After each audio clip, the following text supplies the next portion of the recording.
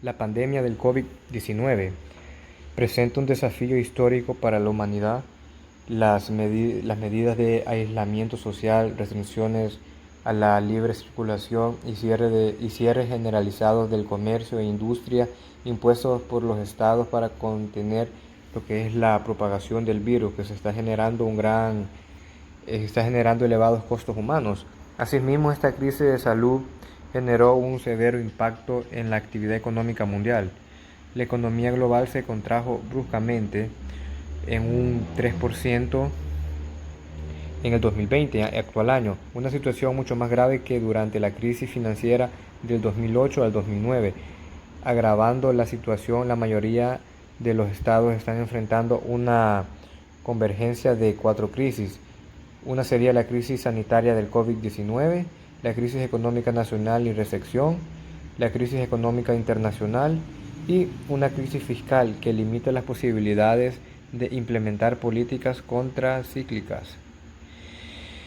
El análisis previene que el entorno adverso que enfrentan los estados va a generar elevados niveles de desempleo, un incremento de la economía informal también, la cual por sus propias características a su vez va a propiciar una mayor presencia de organizaciones criminales dentro de sí misma. Esta es preocupante situación no se debe dejar desapercibida, sobre todo cuando la mayoría de los estados están implementando medidas para la reactivación y recuperación económica. En El Salvador, en el contexto de la pandemia de 2019, las medidas implementadas han tenido un grave impacto en el ámbito económico del país, el cual se agravó considerablemente tras el paso de las tormentas tropicales, una llamada Amanda y la otra Cristóbal, sobre el territorio nacional a principios de junio del 2020.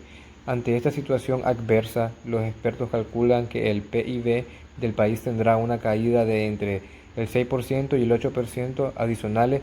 Se estima que las exportaciones se reducirán alrededor de 1.190 millones, la inversión extranjera se contraerá en 470 millones y las remesas caerán entre 950 y 1.250 millones.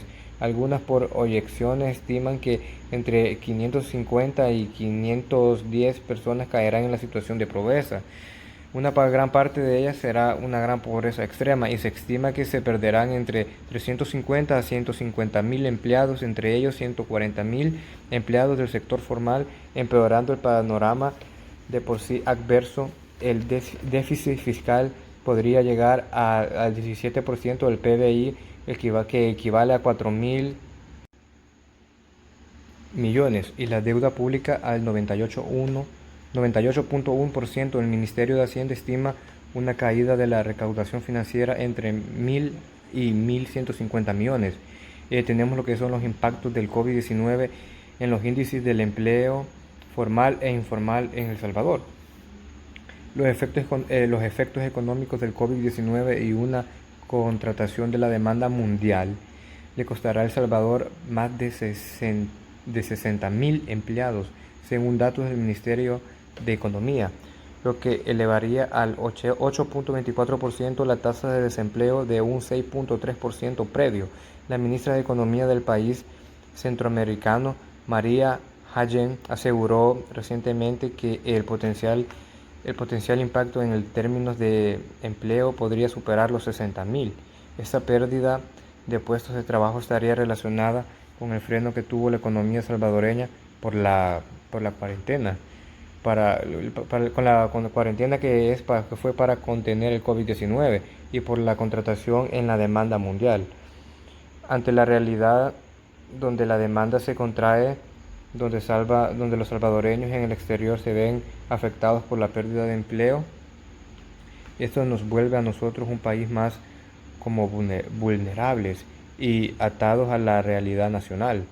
Nos pone en la situación de desmejora económica a cuanto la funcionalidad